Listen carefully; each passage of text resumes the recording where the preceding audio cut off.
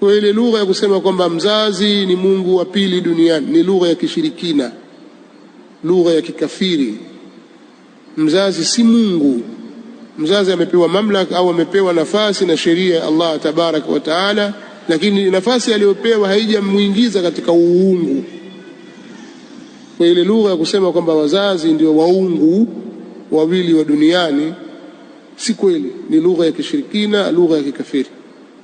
Muislamu hatakiwi kuisema. Ukisema umekufuru, hutakiwi kusema lugha hiyo. Lakini pia mzazi hadharauliwi, usimdharau.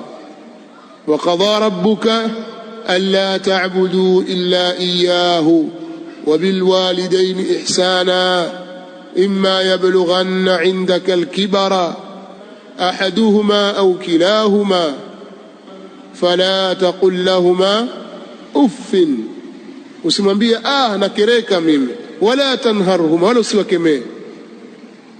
fala taqul lahumā uffin wala tanharhuma wa qul lahumā qawlan karīma wakhfid lahumā janāḥa adh-dhulli min ar-raḥma wa qul rabbi irhamhumā kamā rabbayānī saghīrā rabbukum a'lamu bima fi nufusikum in takunu salihin fa innahu kana lilawabina ghafura.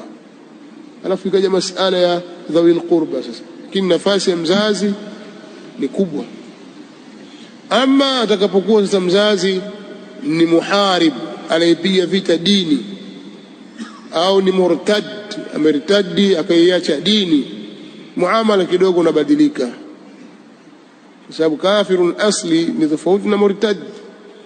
Kadhalika mtu ambaye ni muharib, kwa maana unaweza kumkata 100% ukaachana naye kwa asilimia 100%, kutabarra naye kabisa kwa sababu ya irtidad wali'adhu billah, lakini pia kwa sababu ya muharaba, kama akiwa anapiga vita, yuko mbele anapiga vita dini.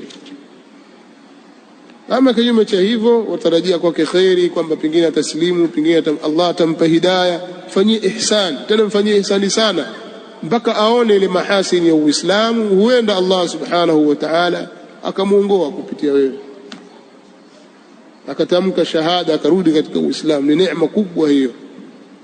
Nasallallahu lana al-afiyah was-salam.